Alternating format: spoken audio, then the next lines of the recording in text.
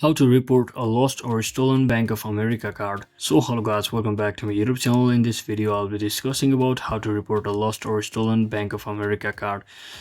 So first thing, if you are using your online banking account or mobile banking app, you can just basically head over to particular option and simply log into your Bank of America online banking account by simply tapping on login button just like this for each respective app as well as browser.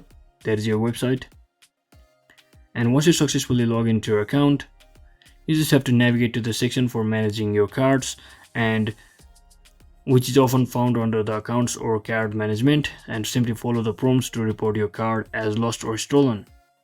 And similarly, if you are using mobile banking app, you can also open the app and locate your card and select the option to report it lost or stolen. Or we can finally just call this provided number over here, which is both for both US residents or international residents as well, and tell them about your issue or simply report them directly via call for a lost or stolen Bank of America card.